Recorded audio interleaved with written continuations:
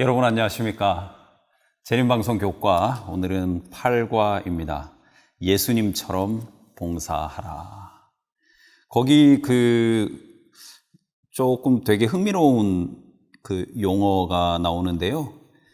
한센병자, 시각장애자, 청각장애자라는 표현이 나옵니다.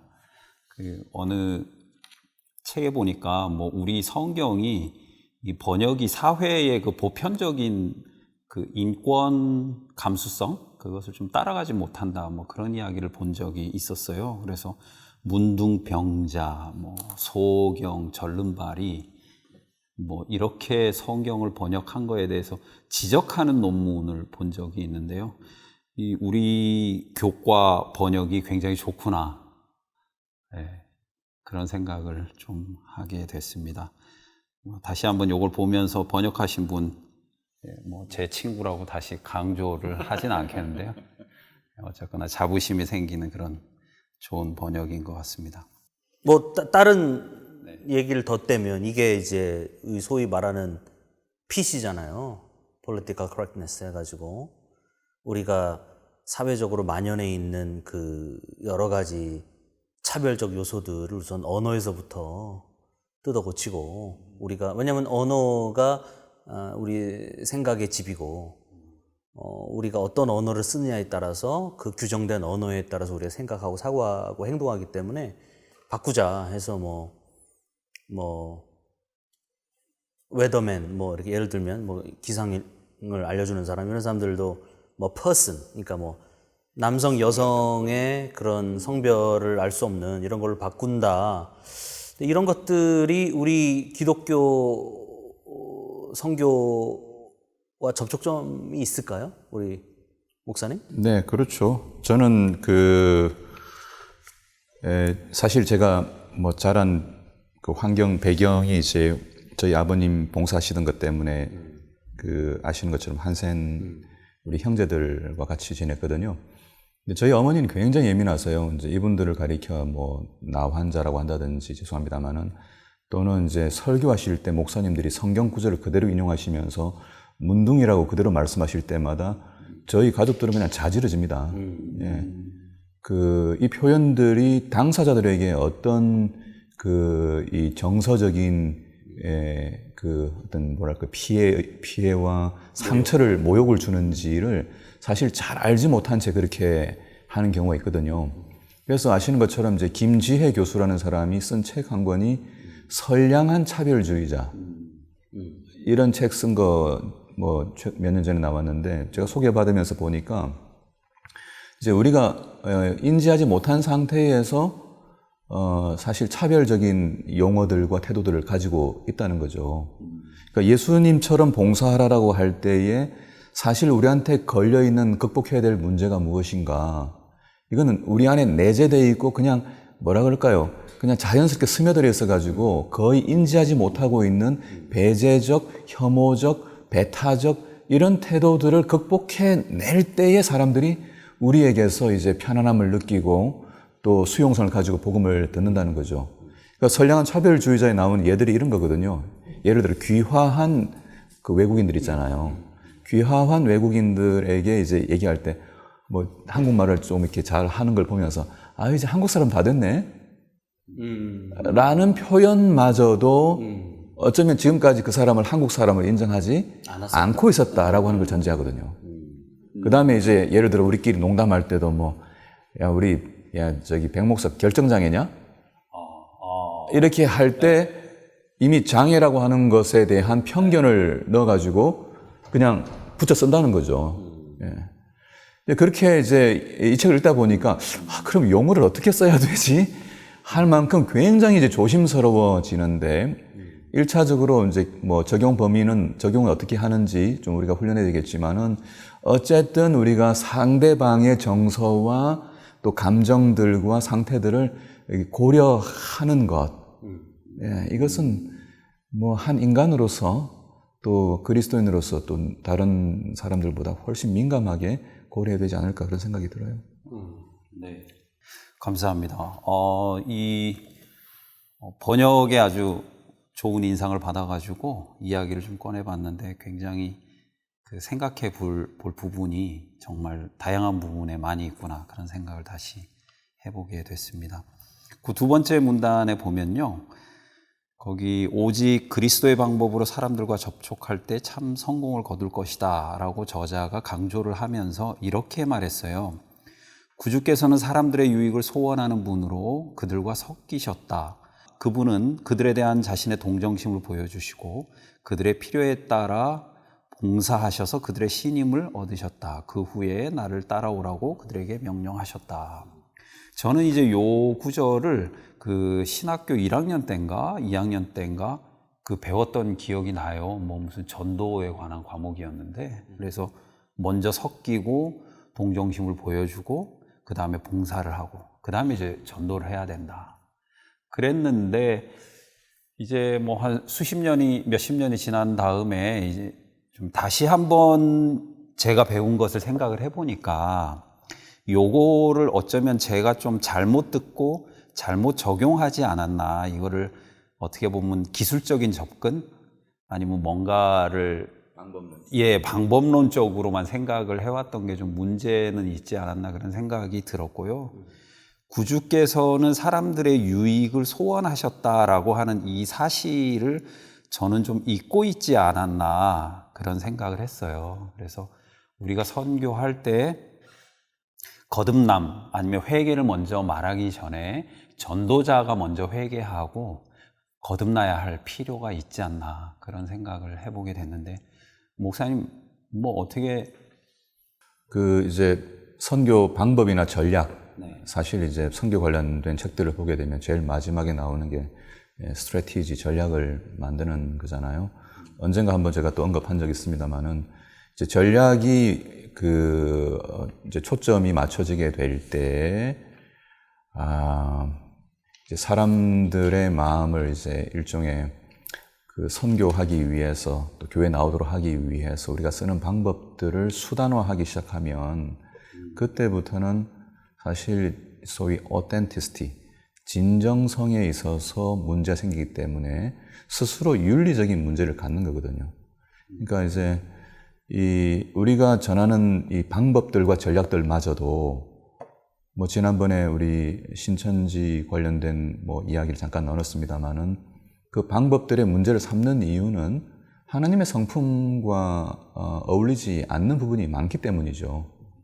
그러니까 우리가 전하는 이 선교 방법들도 방법들 자체가 하나님의 성품, 우리가 계시하고 소개하려고 하는 하나님의 성품과 아주 잘 맞는 그 자체여야 하지 않겠는가 하는 그런 생각들을 늘 하죠. 저는 이 치료봉사 뭐 아주 유명한 말씀인데 네. 저희는 때로 되게 반대로 순서를 되게 반대로 해봤던 적이 많았던 것 같아요. 그래서 먼저 섞여야 되는데 우선 네가 먼저 교인이 되고 난 다음에 그 다음에 내가 너랑 사귈 거야.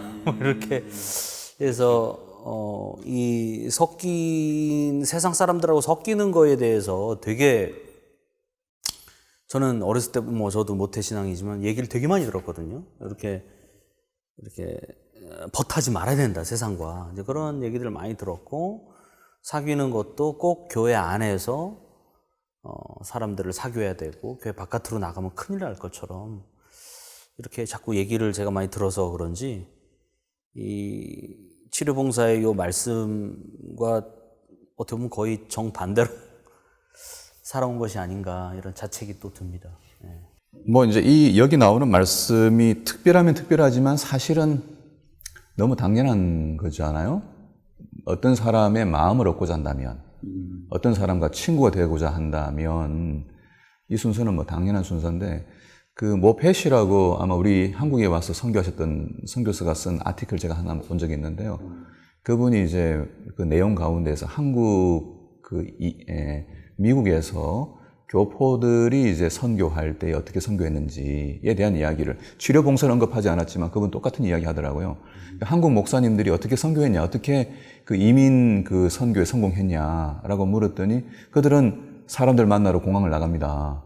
공항 나가면 제일 먼저 직업을 알선해주고 그다음에 언어 문제를 해결해주고, 그다음에 법적인 문제 해결해주기 위해서 직접 도움을 주고, 그러고 난 다음에 그들은 교회를 끌려옵니다. 예, 그러니까 뭐 이민 선교뿐만 아니라 사실 이 선교라고 하는 것이 오늘 나오는 대부분의 이제 내용들이 그 felt need를 채우는 예수님의 모델들을 이야기하고 있는데, 이게 이제 가장 중요한데, 이슈는 이게 방법이냐 아니면은 복음 그 자체이면서 삶 자체인 것이냐 라고 하는 인식에 대해서는 오늘 우리가 한 번 더 좀 생각해보고 나눠야 되지 않을까 싶어요.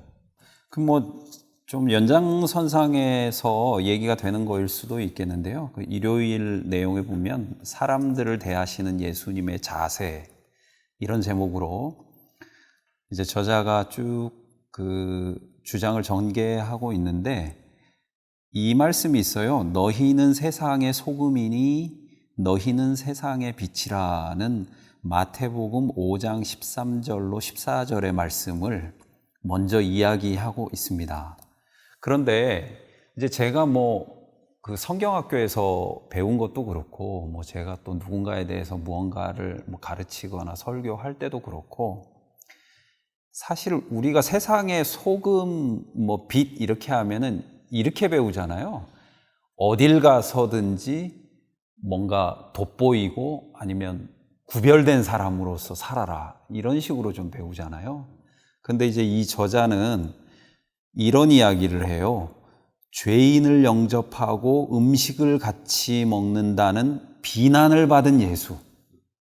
그래서 그 사람들하고 너무 비슷했기 때문에 오히려 동료 종교인들 아니면 성직자들에게 저 사람은 거룩하지 않다라고 비난을 받는 그런 이야기를 하거든요. 그때 이제 예수님이 나는 의인을 부르러 온 것이 아니요 죄인을 부르러 왔노라 라고 대답을 하셨다. 근데 이게 진짜 세상의 빛과 소금, 어떻게 사는 게 맞는 건가요? 저는 그 다음에 나오는 내용 같이 읽고 더 이야기하면 좋겠는데요. 아예 서기관, 바리새인, 사두개인들의 신앙은 일종의 회피였다. 그들은 죄에 오염되는 것을 피하기 위해 최대한 노력해야 한다고 생각했다. 그러나 예수님은 죄에 오염되지 않으셨지만 세상을 구원하기 위해 죄를 피하지 않으시고 죄의 구렁텅이로 뛰어드셨다. 저는 이게 진짜 제정신 가지고 쓰신 게 맞다고 우리가 생각한다면 이거 진지하게 생각해 봐야 되거든요. 근데 이거 하면 안 되는 거 아니에요? 이게 너무 위험한 일이잖아요. 여기 죄인을 영접하고 음식을 같이 먹었다. 이 말씀 뭐 마태복음 평행절 11장에 보면 그 먹보요 술꾼이고 이 먹기를 즐기고 포도주를 탐하는 사람이다. 이런 뭐 세리와 창녀의 친구가 되었다. 뭐 이런 비난들이 이 곳곳에 있거든요, 복음서에. 근데 이걸 우리가 모자이크처럼 이렇게 퍼즐을 맞춰보면 예수님의 전도 방식은 우리가 지금 생각하고 있는 것과는 상당히 달랐던 것 같아요. 그러니까 그냥 이렇게 자 앉으시고 이제 자 성경 펴입니다, 이게 아니고 그분들은 그러니까 예수님은 아예 그 사람들과 식탁을 같이 하면서 밥상 공동체처럼 같이 먹고 같이 음식을 뭐 퍼다 주고 입에다 넣어주고 또 나도 먹고 즐기면서 그러셨던 것 같아요. 아니 근데 제가 이제 갑자기 궁금해졌는데, 그러면 예수님이 식사할 때 어떻게 하신 거예요? 이게 우리는 그 학교 다닐 때 좀 절제를 해야 된다, 이게 특히 사람들 앞에서는. 그걸 배웠는데, 혹시 예수님 뭐 이렇게 한 그릇 다 드시고 한 그릇 더 줘, 이렇게 하신 거예요? 막 음료 한 잔 더 이렇게 하신 거예요? 남들보다 더 드셨나? 그렇게 많이 먹고 하는 게 또 그 호스트에게는 뭐 칭찬일 수도 있지 않을까요? 그래서 당신 음식이 너무 맛있고 나한테 좋다 해서 뭐 그러셨지 않았을까 생각도 듭니다. 이거 얼마나 잘 드셨길래 먹기를 탐하는 자라고 얘기를 들으셨는가. 그 이런 비난은 사실 받으면 안 되잖아요. 이거 목회자로서 너무 잘 먹어가지고. 뭔가 절제된 요즘으로 말하면 그 먹방 먹방 BJ 있잖아요. 아니 그 안 되는 거 아니에요? 라면 한 20개 끓여서 먹는 분이 계시잖아요. 그러면 20개. 뭐 과식하셨다고까지 우리가 뭐 볼 아니 수 그러니까 있을지는 우리는 모르겠어요. 저런 이미지를 굉장히 두려워하잖아요. 과식의 기억만 들어가도 뭔가 이게 우리 목회에 뭔가 상당한 그 짐이 되는 용어란 말이죠. 근데 우리 알다시피 목회 처음 할 때 이제 우리 신자들이 방문하게 되면 가는 데마다 뭘 내놓으시잖아요. 그래서 사실 실제로 우리 목회라고 하는 것을 우리 신학교 유명한 우리 은사 선생님부터 내려오는 이야기가 목회는 먹혀다라고 이야기했던 게 한국 사람에겐 특히 먹음으로써 이게 이제 인간관계가 이제 형성되는데 잘 안 먹으면 나를 수용하는 것이 좀 떨어지는가 보다 생각하기 때문에 어떤 때는 정말 그 양을 넘어서는데도 먹어내는 경우가 있었거든요. 또 그게 어쩌면 이제 희생이고 또 이제 소금으로 들어간다고 하는 이야기는 어쩌면 자기를 잊어버리는 건데 모르겠어요. 그래서 때때로 우리가 건강이 나쁜데도 그걸 계속 유지할 수는 없겠지만 매일 또 과식하고 그런 건 아니겠지만 참 불편한 일들도 때로 겪어낼 수 있는 것 그게 뭐 사랑이면 사랑일 수 있겠죠. 건강 원칙에서 갖는 원칙들을 지키는 수 있는 게 좋겠지만 제가 장인 장모님 처음 인사드리러 갔을 때 이 장모님이 큰 이 만두국을 끓여주는데 그 만두 하나가 진짜 애 머리통만한 그거를 이렇게 주셔가지고 제가 되게 입이 짧거든요. 그거를 제가 진짜 다 먹고 더 달라고 잘 보이고 싶어서 딸을 주십시오 해야 되잖아요. 그러니까 이제 잘 보이려고. 근데 그건 오로지 그 사랑 때문이었거든요. 그러니까 예수님도 아마 그런 사랑에 근거한 먹방을 하지 않으셨을까? 저는 이 교재 115페이지 영감의 교훈 아래쪽에 보면 빛과 소금과 누룩으로 비유된 그리스도의 신앙 설명을 나오면 첫 문장이 이게 저한테는 뭐 굉장한 혁명적이거든요. 그리스도의 신앙에는 뭐라고 되어 있냐면은 이기적인 것이나 이기적인 것도 얘기해야 되고 그다음 두 번째는 편협한 것이 그다음에 뭐 많이 없다 아니고 전혀 없다 그랬거든요. 이거 사실 소위 애들 말로 장난이 아니죠. 우리가 비춰볼 때 그리스도의 신앙에는 이기적인 것이나 그러니까 결국 사람을 사귀는 일에 있어서 나를 잊어버린 것 외에는 여길 따를 수가 없잖아요. 그 다음에 이제 편협적인 면 조금 더 얘기해야 되겠지만 편협한 생각으로 상대를 이미 판단하는 것 이것을 하고 있는 동안에 우리가 어떻게 선교할 수 있을까 중요한 도전을 주고 있는 것 같아요. 아니 저는 우리 백승기 선생님 얘기 들으면서 이제 백승기 선생님과는 정반대의 경험이 있는데요. 제가 더 훨씬 훌륭한 신학생이었던 것 같아요. 그 큰이모 집에 그때 신학생일 때 큰이모 집에 갔는데 너무 오랜만에 조카가 오니까 그 닭백숙을 해주신 거예요. 근데 제가 채식을 했어요. 그래서 이모 저 채식해요 하고서 안 먹었어요. 그리고 그 제 아내가 이제 그때 결혼할 때쯤인가 그때 이제 처할머니 인사시켜 준다고 화천에 갔는데 거기도 이제 진짜 몇 년 만에 그러니까 그 손녀가 이제 어쨌든 손녀가 신랑감을 데리고 오니까 저걸 해주신 거예요, 매운탕을. 근데 제가 이제 지금은 아무거나 다 잘 먹는데 그때는 또 채식을 한다고 그거 안 먹었어요. 어떡하지? 국물도 안 드시네. 아이고. 그때가 지금의 저를 정상이었고, 생각하시면 안 돼요. 그때가 정상이었고 지금이 타락한 거죠. 그래서 이거 이 자리를 빌어서 진짜 우리 큰이모님과 또 돌아가신 처할머니 죄송하다는 말씀을 좀 드리고 싶습니다. 어쨌거나 그 두 분 말씀 들으면서 저는 무슨 생각을 했냐 하면요. 그 양희송의 다시 프로테스탄트라는 책이 있잖아요. 그래서 저는 그 제목을 조금 바꿔서 다시 성육신 이런 생각을 우리 모든 전도자들이 아니면 전도에 대해서 생각하는 분들이 가져야 되지 않을까 그런 생각이 들었습니다. 하나님께서 이데아의 세계 아니면 하나님의 보좌 그걸 버리고 진흙탕 속으로 뛰어들었다. 진정한 빛과 소금의 삶을 자신이 먼저 사시려고 그렇게 뛰어드셨다라고 하는 점에 있어서 참 감동적이었습니다. 또 많은 생각을 하게 됐고요. 한 장 더 넘어가겠습니다. 월요일 사람을 대하시는 예수님의 방법. 거기 보면요. 로마군 지휘관에게 건네신 예수님의 말씀은 파격적이었다. 이 말이 나오거든요. 세 번째 문단에요. 이스라엘에서도 그와 같은 종류의 믿음을 보지 못했다는 예수님의 말씀을 듣고 그 장교가 느꼈을 감정에 대해서 생각해 보라 라고 했다고 해요. 또 세 문단 정도 밑으로 내려가면요. 용기와 은혜의 언어로 충만한 말은 사람들의 삶에 긍정적인 감화를 끼친다. 너무 이제 좋은 이야기가 나와요. 그리고 이제 이사야 42장 3절을 인용하면서 예수님은 상한 갈대를 꺾지 아니하며 꺼져가는 등불을 끄지 않으신다. 뭐 이제 이런 이야기를 하고 있는데요. 뭐 너무 좋은 이야기인데 제가 지난번에 그 지역 감정 이야기 한번 말씀드린 적이 있잖아요. 그 얘기를 한 번 더 하고 싶은데 제가 어느 교회 가가지고 이 이야기를 또 했어요. 신앙이 지역 감정을 이길 수 있습니까? 했더니 앞자리에 앉아 계신 어느 노 장로님께서 펄쩍 뛰시면서 무슨 말이냐고.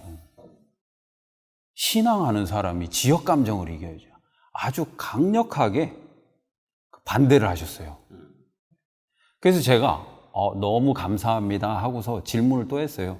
그러면 일본 사람은 어떻게 해야 되죠? 그랬더니 이 장로님이 일본은 안 돼.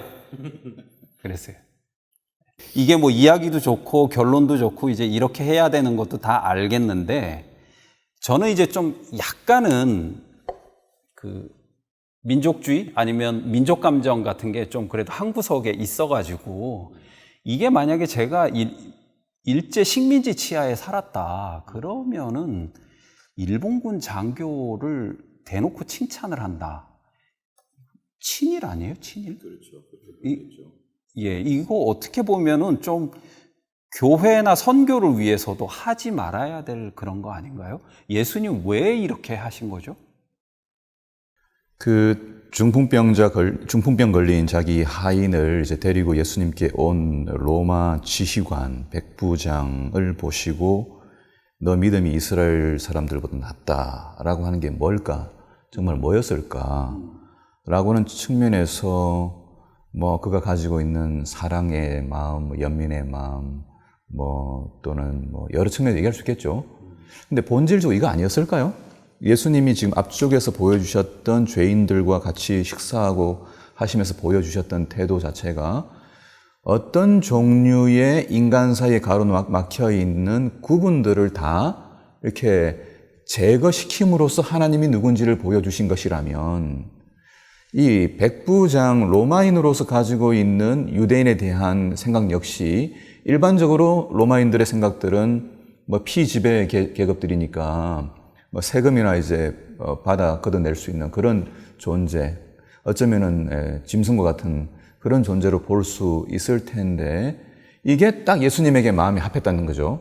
그럼 합했다는 그 부분이 무엇이었을까? 여전히 똑같이 동일하게 경계를 뛰어넘는 인간의 사회적 구조를 뛰어넘는 인간의 여기에서 하나님 나라의 특성을 보신 게 아니었을까요? 이게 충격이면 충격인데 사실 이게 우리가 이렇게 성경을 읽을 때는 이제 사회적 컨텍스트를 잘 보지 못하기 때문에 이게 얼마나 충격적인지 잘 알지 못하고 뭐 좀 친절했나 보다. 또 예수님이 사람들을 조금 배려했나 보다 보지만 사실 이건 사회 구조적인 측면에서 이게 급격한 뭐라 그럴까요? 말 안 되는 그 시대에 볼 수 없는 급격성을 이렇게 보는 거거든요. 혁명성을 보는 거거든요. 그래서 저는 이제 이 소위 초대 교회가 가지고 있었던 폭발적인 예수는 그리스도다. 예수가 우리를 통치하시는 왕이시다라고 하는 이 하나님 나라의 복음이 어떻게 폭발적으로 전해질 수 있을까? 그 부분에 대해서 역시 이 부분 때문이었을 거다. 초대 교회 공동체 가지고 있었던 그 그룹 속에는 우리가 여러 이제 신약 성경에 나오는 것처럼 종이나 자유자나 심지어 남자나 여자나 종이나 자유자나 이것도 엄연한 사회 구조로 있는 거잖아요. 남자 여자 뭐 지금도 뭐 이슬람 회당에 들어가게 되면 남녀 따로 예배드리고 있는 상황인데 이런 사회적 구조로 그냥 담을 허무셨다? 이런 공동체가 있나? 이거는 지상에서는 어디에서도 찾아볼 수 없는 유일한 공동체였다는 거죠. 그렇다면 오늘날 그리스도를 따르고 있는 기독교회가 다시 한번 세상에 이 혁명적인 목소리로 그리스도께 돌아오라라고 하는 메시지의 요지는 무엇일까? 역시 하나님의 울타리 안에는 어떤 종류의 차별과 배제와 소외가 없다. 누구나 오라. 뭐 제가 갑자기 이제 시문의 그 상록 생각나는 거죠. 예. 아무나 오게. 예. 뭐 월사금 없어가지고 등록금 없어 밖에서 매달리는 애들 보고 나오는 이야기 기억나잖아요. 아무나 오게. 예. 누구나 오게. 창문 다 열어놓고 밖에다가 이제 실판 걸어놓고 이야기하는 그런 이제 모습이 기독교의 혁명성 아닌가. 이게 감동이잖아요. 네, 아이고, 뭐 그냥 한편의 좋은 그 전도 설교를 듣는 듯한 그런 은혜로운 말씀이었는데요. 그러면 제가 그 조금 더 또 한 번 더 틀어서 질문을 좀 해볼게요. 이렇게 그 뭐죠, 국경도 초월하고 민족주의적인 정서도 거슬러 가면서 굉장히 그 넓은 관점 아니면 넓은 은혜, 뭐 관용적인 태도 이런 걸 보여주셨는데, 그러면 자기 제자들은 자기처럼 예수님처럼 좀 마음이 넓고 개방적인 사람 뽑아야 되는 거 아니에요? 그 열심당원 시몬은 오늘날로 치면 극우 민족주의자 이런 사람이잖아요. 왜 뽑은 겁니까? 이거 뽑으면 이것도 안 되잖아요. 이거 이제 또 반대 입장에서 한번 생각을 해보는 건데, 걸림돌 아닙니까 이거? 그러니까 사사건건 막 저거 할 것 같은데? 네, 그러니까 정말 신선한 뭐 접근인데, 왜 우리가 그리스도인이면서 우리도 그러니까 여러 동심원이 있잖아요. 우리 나라는 존재가 가지고 있는, 또 내가 해야 되는 역할에 대한 여러 가지 존재가 있고, 동시에 나는 또 재림교인이고, 그러면서 난 또 한국인이거든요. 그러니까 이제 그런 여러 겹겹이 쌓여 있는 나의 역할과 나의 뭐랄까 존재가 잘 이렇게 조화를 이룰 때는 문제가 없는데, 그게 이제 충돌할 때가 이제 간혹 있거든요. 모르겠어요. 더 많을 때도 있고. 왜 예전에 뭐 목사님 설교에서도 이제 하셨던 것 같은데, 뭐 월드컵 축구를 할 때 서로가 서로의 팀의 승리를 위해서 하나님께 기도를 하잖아요. 골킥을 넣는 사람들은 또 막는 사람들은 또 막는 사람대로 또 뭐 서로의 하나님을, 그러니까 하나님 입장에서 상당히 헷갈릴 것 같은데, 그러니까 이제 이런 경우죠. 이렇게 해서 내가 아까 그 말씀드렸던 그 장로님처럼, 아니 그러면 과연 일본인은 편견 없이 우리가 또 수용할 수 있느냐? 그건 안 된다. 그건 이제 내가 한국인이라는 이 아이덴티티를 강력하게 주장을 하시는 거거든. 그분은. 그분도 이해가 돼요. 그 예전에 이 우리나라 이제 모 사이트에서 이게 논란이 된 적이 있었어요. 옛날 이제 임진왜란 때 그 우리나라를 쳐들어왔던 이제 양측으로 이제 우리나라로 쳐들어왔는데, 이제 이쪽이 이제 그 가등청정, 이쪽이 뭐 이렇게 가토기요사마 이렇게 해가지고 이제 이렇게 들어왔는데, 그 중에 가등청정인가요? 엄청난 신실한 크리스찬이었잖아요. 그래서 들어올 때 신부를 대동하고 그런데 이제 뭐 어떤 그 선교단체에서, 장감리교회 선교단체에서 그때 우리가 완전히 일본한테 먹혔어야 된다. 그렇게 돼야 조금이라도 더 일찍 기독교 국가가 될 수 있었을 텐데, 우리가 그때, 그러니까 이순신이 갑자기 역적이 돼버리는 이 신앙의 이름으로. 근데 이거는 또 아니지 않나. 또 반대로 뭐 어떤 분들은 필리핀처럼 우리가 차라리 미국에 그냥 식민이 됐으면은 뭐 차라리 나았을 텐데 이렇게 얘기할 수도 있겠죠, 똑같이. 아니, 나은 거 아니에요? 아니 이건 어떠세요? 네. 목사님. 그거. 네. 그러니까 우리가 이제 조선 후기 때 여러 박해를 받았잖아요. 네. 천주교인들이 뭐 신유 박해, 뭐 병인 박해. 근데 그때 그렇게 돌아다니면서 그 황사용 백서를 아시잖아요. 그 프랑스 군대가 와가지고 우리 지금 크리스찬들 다 죽게 생겼다. 빨리 군대를 철선을 보내가지고 이 나라를 싹 쓸어버리라고 백서를 썼거든 이분이. 그러다가 그거를 이렇게 밖으로 붙이다가 걸려가지고 능지처참을 당했는데 이게 신앙의 이름으로 과연 우리나라를 빨리 망하게 해달라는 그 황사영 백사 가능합니까? 야, 이건 너무 어려운데? 어떻게 생각하세요? 이거 풀어봐야 되는 거예요, 우리가 지금? 예, 그러니까 예를 들어 지구 전체가 다 기독교화 돼가지고 모든 나라가 다 이 그리스도교화 되는 것, 이것이 선교의 목적이라고 우리가 생각할 수도 있는데, 복음을 전 세계에 전하라고 했으니까. 그렇게 되었을 때에 제가 갖는 문제, 우리가 생각해야 될 문제는 뭐냐면, 그럼 모든 문화들, 모든 차별 있는 문화, 언어, 모든 걸 다 통일시켜버려야 되는 것이냐. 여기에 대해서 한번 생각해 볼 수 있는 거고요. 왜냐하면은 하나님은 여러 군데에서 이미 계시록서도 인정하고 있는 게 뭐예요? 각 나라와 족속과 방언과 백성이라고 이미 이 지구 위에 언어와 혈통을 따라가지고 나눠져 있는 각각의 문화들을 인정하는 모습이 보이거든요. 더군다나 신학적으로 이미 언급했는지 모르겠습니다만은 방언이라는 사건 자체도 각 나라 사람들이, 각 지역에 있는 사람들이 자기 언어로 들었다고 하는 것 자체가 뭐냐면은 기독교회의 진리 또는 예수 종교의 진리라고 하는 것이 그냥 천편일률적으로 하나의 언어와 문화로 재편되는 것을 이야기한 게 아니고 각각의 문화권 속에서 이해될 수 있는 방식으로 들려졌다는 것이 이 방언 사건의 선교적 의미라고 볼 수 있거든요.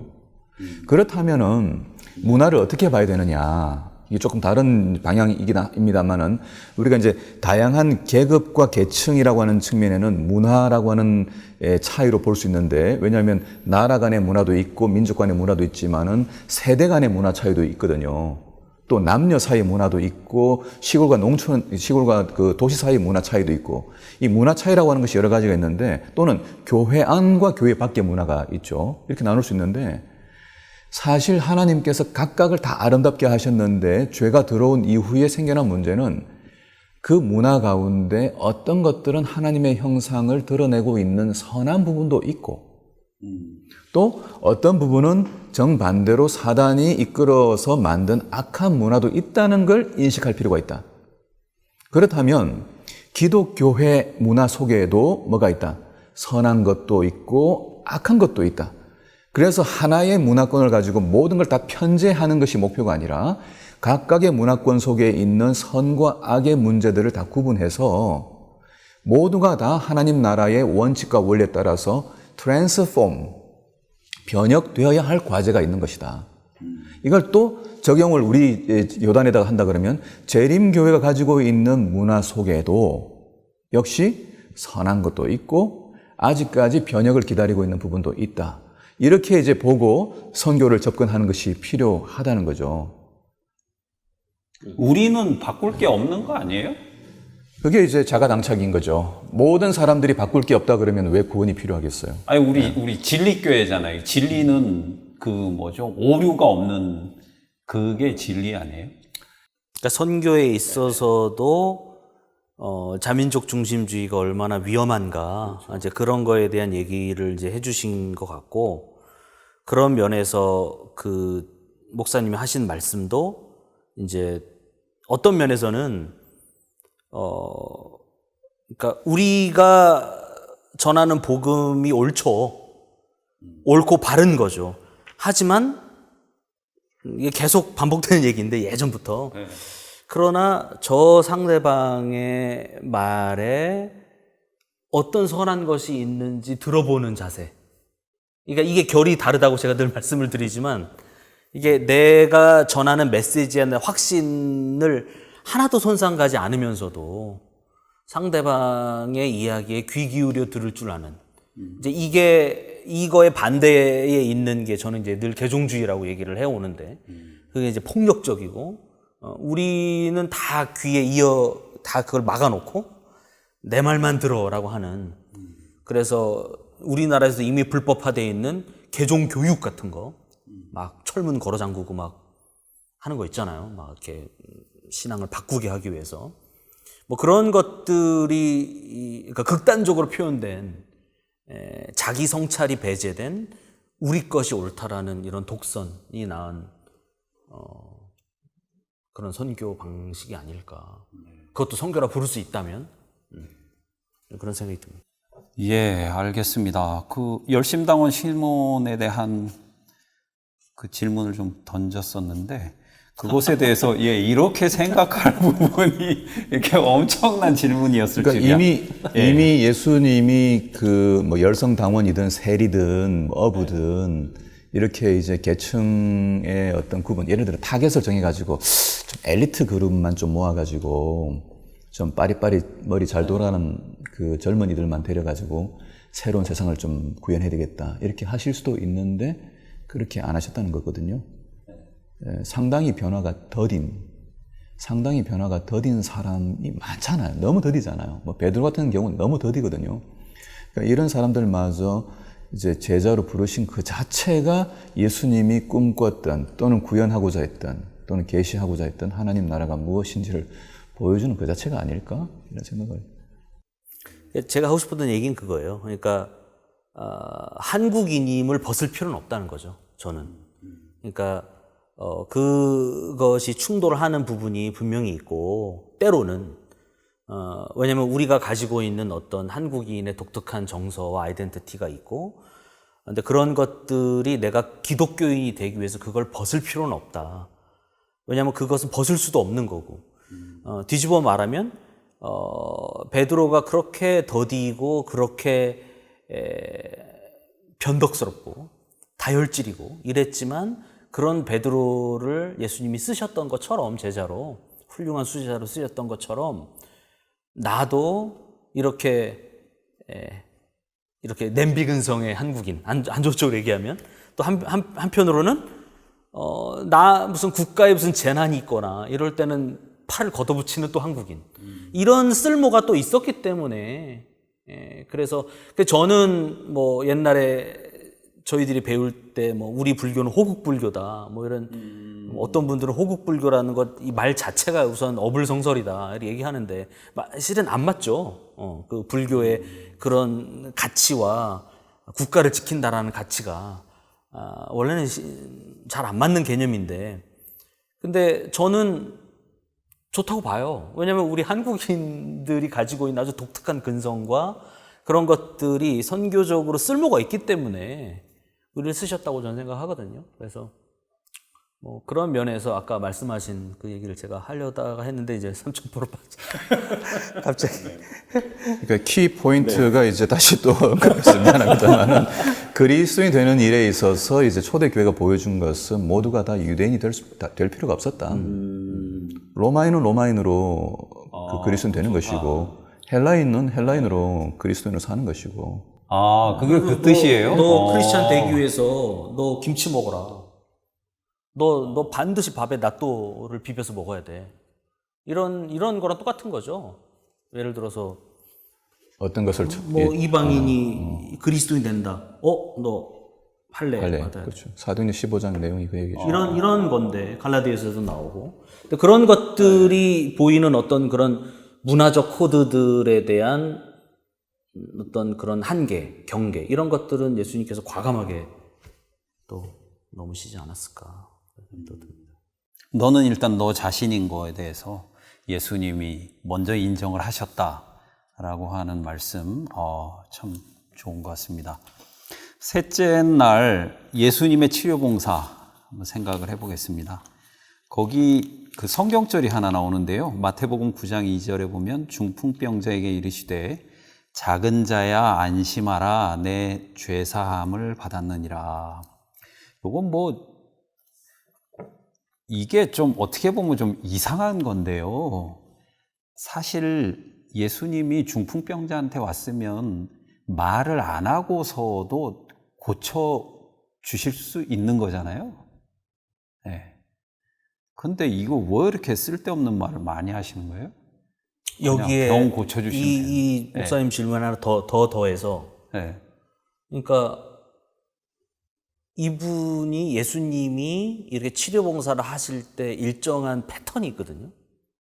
근데 그게 이제 유의미하게 제가 생각했던 건데 제가 의미를 또 잘 모르겠는 게 분명히 그 죄인들이 자신의 죄를 고백하거나 이러지 않고 그냥 아픈 병자들인데 낫고자 하느냐? 아니, 당연히 병자는 낫고 싶어 하죠. 그런데 예수님께서 치료를 해주시고 내 죄사함을 받았느니라 라고 얘기한 이유가 뭘까? 저는 우선 어떻게 보면 의료행위인데, 유사 의료행위인데, 이 의료행위를 하시고 왜 종교적인 이런 내 죄사함을 받았다, 너희들. 그런 그 의미가 뭘까? 이게 계속 나오거든요. 이게 레토릭이에요, 이분의. 죄사함을 받았느니라, 죄사함을 받았느니라. 아니, 그러면 이제 또 질문. 죄사함만 받으면 되는 거 아니에요? 병까지 고쳐주실 필요 있어요, 목사님? 자, 이제 우리 포커스가 이제 요 죄사함 관련된 내용은 아마 수요일 연관해서 조금 더 이야기되는 상황 같고요. 그러니까 이제 이 교재에서는 이제 치료봉사 1, 2 이렇게 나눈 부분은 이제 그 영적인 필요를 채우는 문제는 이제 2로 지금 두고 이분이 얘기하고 계시는 것 같고 우리가 둘 다 종합적으로 이야기할 수 있을 것 같은데요.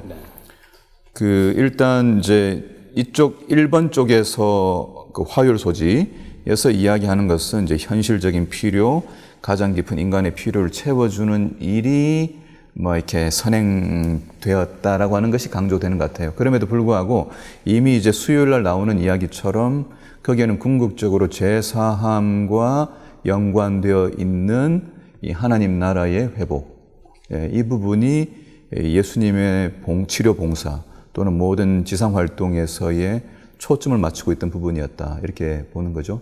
그래서 저는 이제 분명하게 이 신약 성경을 통해서 이해하고 있는 예수님의 이 관심사가 어디 가 있냐면은 인간의 마음을 장악하고 있는 악한 세력, 이 사단의 악령의 그 점령을 제거시켜내고 성령께서 임재하셔서 올바른 정신을 가지고 그 성령의 이끌림을 받아 살아가는, 로마서 8장 6절에 있는 것처럼 그리스도 영이 없으면 그리스도 사람이 아니고 그리스도 인도를 받아야 그리스도인이기 때문에 이 육체와 성령 사이의 도식으로 이해되는 갈라디아서에서 누가 참된 인간이고 누가 그 타락한 인간이냐, 이 문제를 결정짓는 일에 있어서 이 예수님의 이 활동에 포커스가 있었기 때문에 이 죄 문제도 어떻게 봐야 된다고 생각하냐면 결국에 어떤 행위적인 측면에서 무엇을 했느냐 안 했느냐의 문제가 아니라 그것이 일어나게 만드는 원인, 다시 말해 마음에서 동작하는 작동하는 힘이 있어야 하는데 그 작동하는 힘이 인간 자신이 아니라 하나님이 계셔야만 선한 게 나오거든요. 선한 분이 아니시면 선한 것을 만들어낼 수 없기 때문에 인간에게서 선한 것이 나올 수 있도록 하기 위하여 마음 안에 하나님이 거하시는 이 성령으로 거듭나는 일에 대한 포커스를 가지고 예수님이 계속 한센 환자를 만나든지 장애인들을 만나든지 여인들을 만나든지 이방인들을 만나든지 그 사역을 하러 다니셨다는 거거든요. 그래서 내가 뒤에 나오지만은 환자들이 계속 쫓아다니지만은 치유를 그만하시고 내가 다른 동네에 가서도 복음을 전해야 되겠다라고 말씀하신 것은 일단 모든 그 복음의 포커스가 여기 이제 죄 사함 받았느니라라고 이렇게 가고 있는 이 부분이 그냥 과거에 지었던 죄가 용서받았다라고 하는 의미의 어떤 단발적 그 용서의 그 보증이 아니라 우리 그 가늠하다 현장 잡힌 여인에게도 다시는 죄를 짓지 말라라고 이야기했던 것처럼 앞으로 완전히 변화된 삶을 살아갈 수 있는 그 삶을 이제 펼쳐 보여주셨기 때문에 이 부분도 신약 성경이 이야기하고 있는 이 성령의 사역과 연관해서 이해해야만 분명하게 보일 것 같아요. 다 이해하고 계시겠지만. 네. 그렇군요. 아니 그 왜 뭐 사회 참여, 뭐 사회 봉사 이런 걸 강조를 하다 보면 또 한편으로 이렇게 말씀하시는 분들이 있잖아요. 그럼 뭐 교회가 사회복지관하고 뭐가 다르냐? 그렇게 이제 질문하시는 분들이 있는데 최 목사님 이야기는 인간의 고통에 대한 어떤 근원적인 관심, 예수님이 가지고 계셨던 그런 그 관심을 이야기하신 것 같다, 그런 생각이 들었고요. 그게 어쩌면 그 복음이 갖고 있는 그 목적, 본질 중에 하나가 아닌가, 그런 생각을 해봤습니다. 그러면요, 제가 질문을 하나 더 드려볼게요. 이 두 번째 문단에 나와 있는 걸 보면은 참 좋은 얘기이긴 한데 이런 이야기예요. 예수님은 사람들의 현실적인 필요를 채워주심으로 결국 그들의 가장 깊은 필요를 채우실 수 있었다. 여기서 현실적인 필요란 그들이 스스로 해결할 수 없다고 생각하는 삶의 영역을 말한다. 담배 끊고 체중 줄이고 식생활 개선하고 스트레스를 감소시켜야 할 필요일 수도 있다. 먹을 음식, 집 또는 의료 지원일 수도 있고 결혼 또는 가족관계에 대한 상담일 수도 있다. 그렇게 하면서 그러나 인류의 가장 궁극적인 필요는 하나님과 개인적인 관계를 맺고 뭐 이런 이야기가 쭉 나오고 있는데요. 이게 제가 그 어느 책에서 보니까 그 개인 구원은 서양에서 개인주의가 발달하고 난 다음에 개인 구원에 대한 관심이 생겼지, 그전에는 사실 구원이라고 하는 건 공동체적인 관심이었다.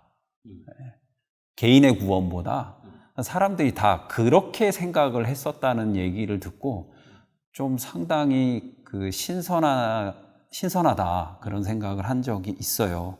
그러면 최 목사님, 공공신학에 대해서도 굉장히 그 깊은 연구를 하신 걸로 알고 있는데 여기 저자가 이야기한 것은 어떻게 보면 좀 공동체적 관점이 보완되어야 될 필요가 있는 주장은 아닌가, 그런 생각을 좀 하게 되는데. 이미 담배, 체중, 식생활 이런 내용들을 한 것이 이제 교회가 세상에 대한 책임, 사회에 대한 책임, 이런 부분들을 이야기한 것 같아요. 다 포함하고 있는 것 같은데, 저는 이제 주목되는 단어가 여기 화목이라는 단어가 몇 번 등장하거든요. 세상에서 하나님과의 화목.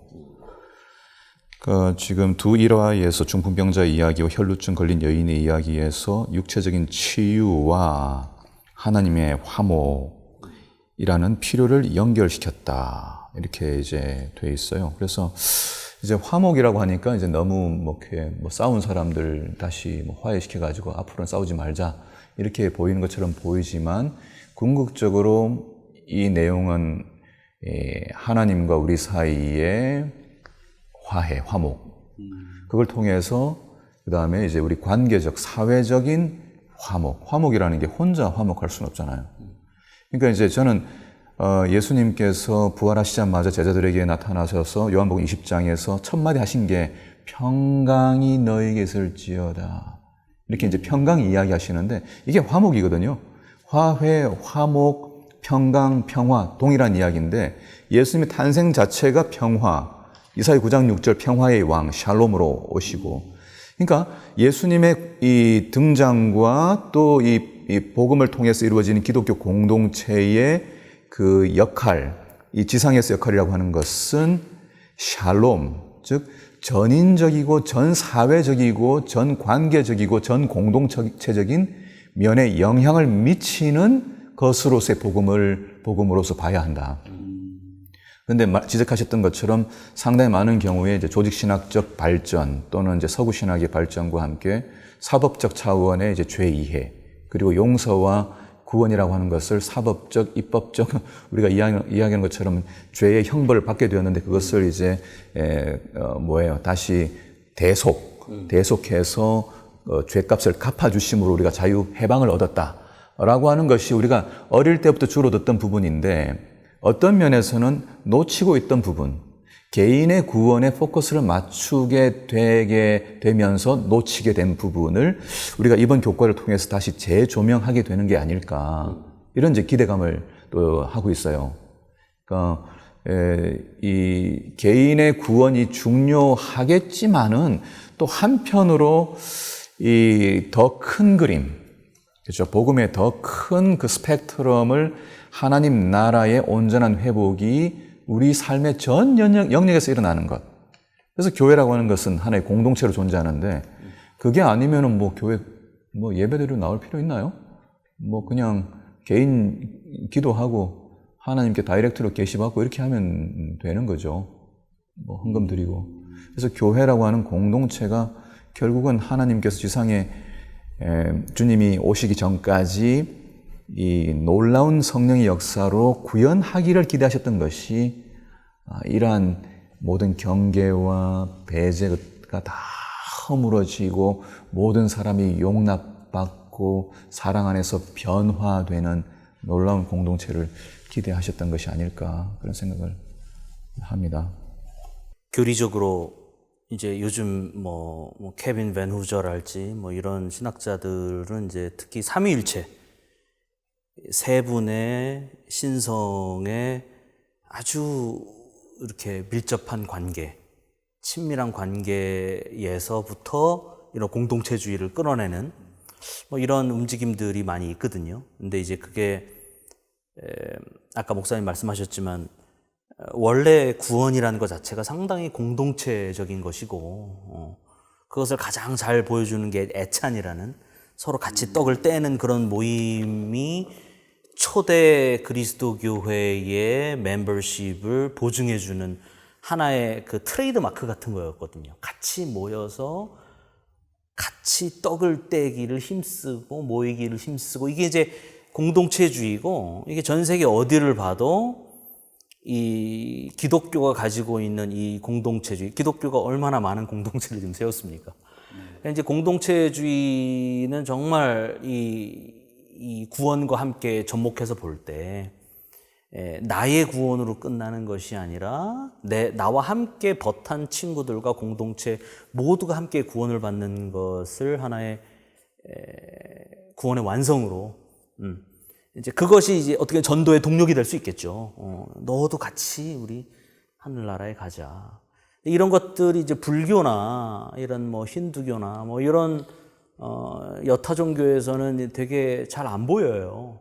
그러니까 불교 이제 마하야나 대승불교라는 이 마하야나라는 이 개념 자체도 실은 원래 원류 이 불교의 개념과는 좀 다르고, 이 마하야나는 개념 자체도 없었고, 마하야나는 뭡니까? 그러니까 그게 이제 이게 이 수레가 이제 구원의 수레, 열반의 수레가 크다라는 거거든요. 마하가 크다는 뜻이고, 그냥 다 같이 우리 타고 가자 이건데, 이게 그 소승불교의 부파불교를 그 폄하하는 개념으로 이게 상당히 역사적으로 후대 나온 거거든요. 그래서 이제 물론 우리 지금 뭐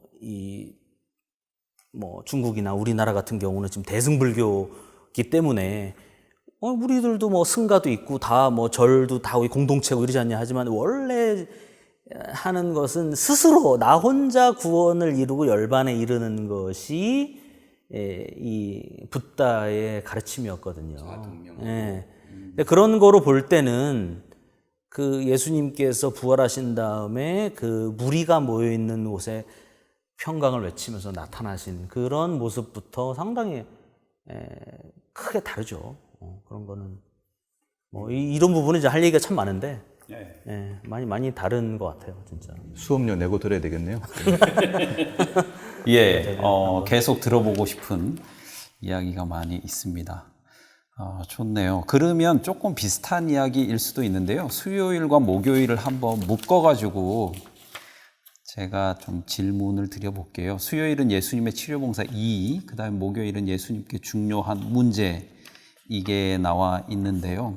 수요일의 성경절이 가르치시며 천국 복음을 전파하시며 모든 병과 모든 약한 것을 고치시니라, 이 말씀이 있고, 목요일은 내가 줄일 때에 너희가 먹을 것을 주었고 목마를 때에 마시게 하였고 나그네 되었을 때에 영접하였고 헐벗었을 때에 옷을 입혔고 병들었을 때에 돌보았고 옥에 갇혔을 때에 와서 보았느니라. 이 말씀이 있습니다.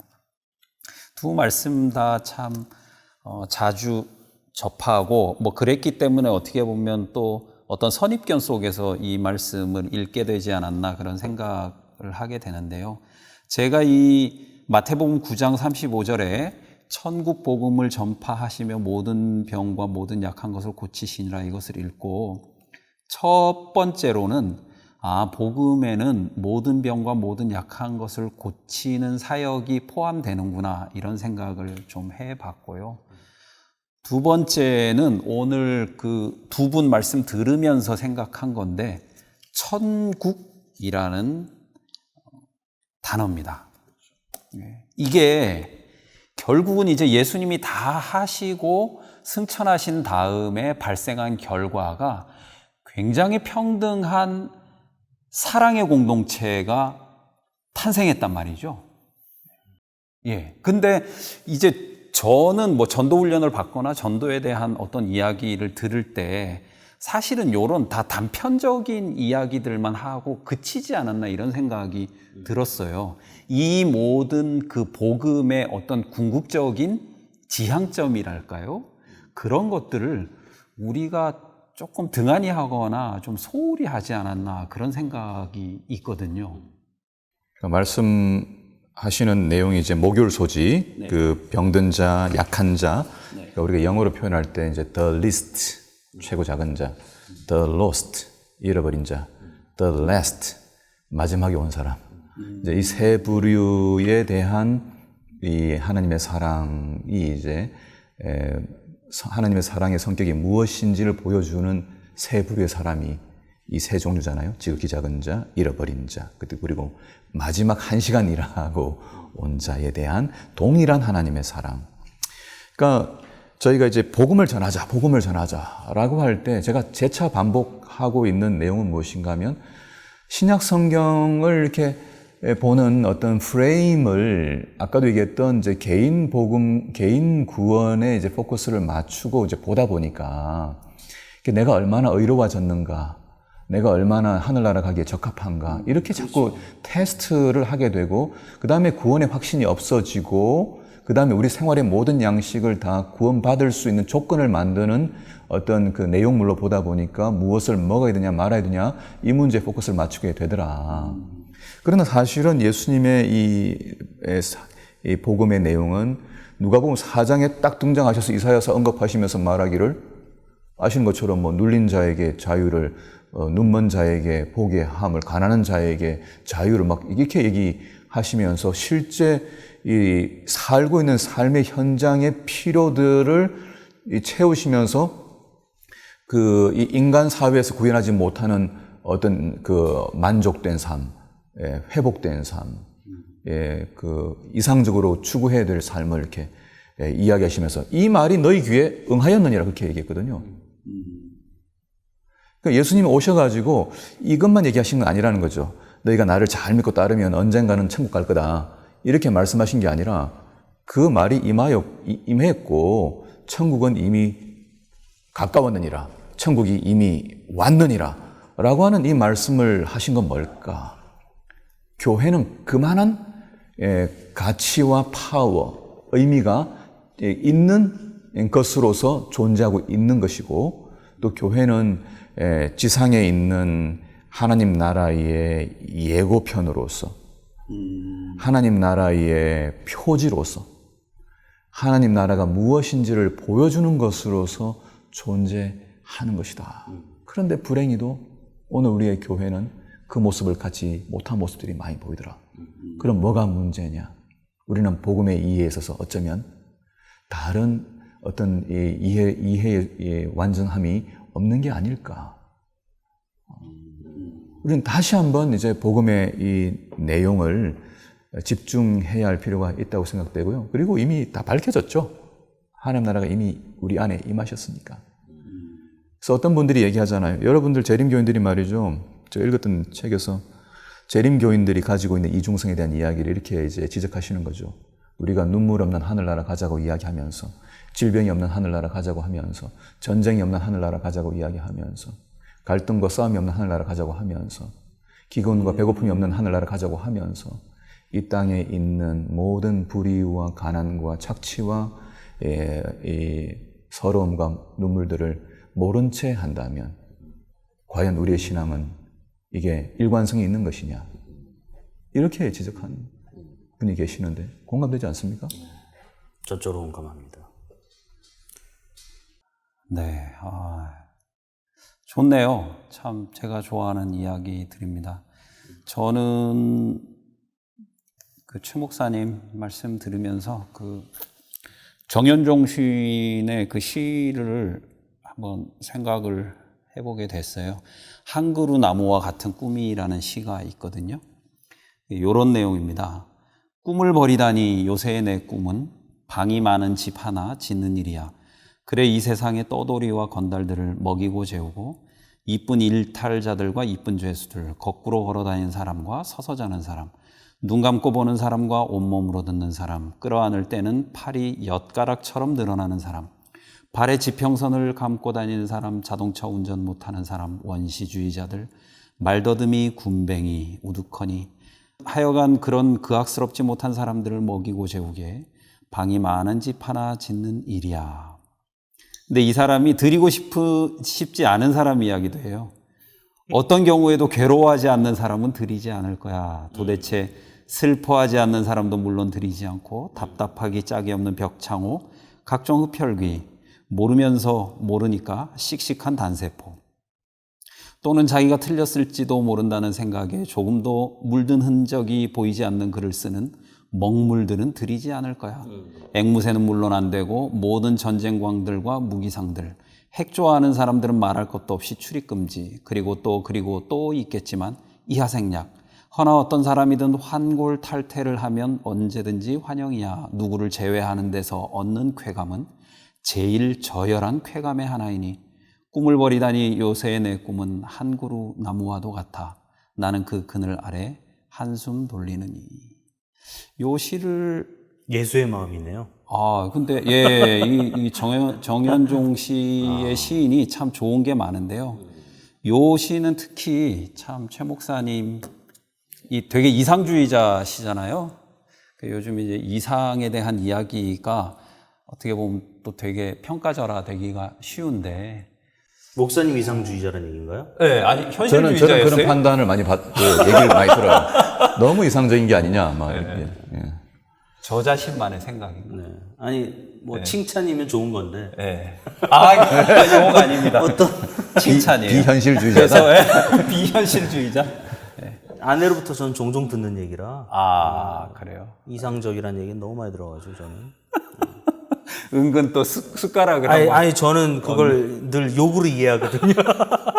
그래서 어쨌든 이 시는 너무 좋네요. 너무 좋고. 예, 저는 그 목사님 말씀이랑 아주 잘 그 조화를 이루는 그런 시다, 그런 생각을 했고요. 금요일 이야기 거기 나오는 치료봉사 그 본문 읽어드릴게요. 셋째 줄부터인데요.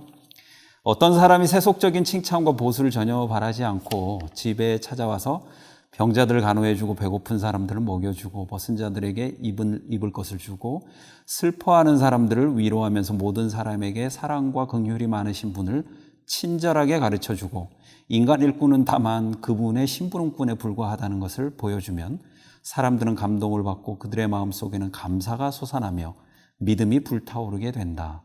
그들은 하나님이 그들을 돌봐주신다는 것을 깨닫게 된다. 그리하여 그분의 말씀이 펼쳐질 때 그 말씀을 들을 마음이 준비된다.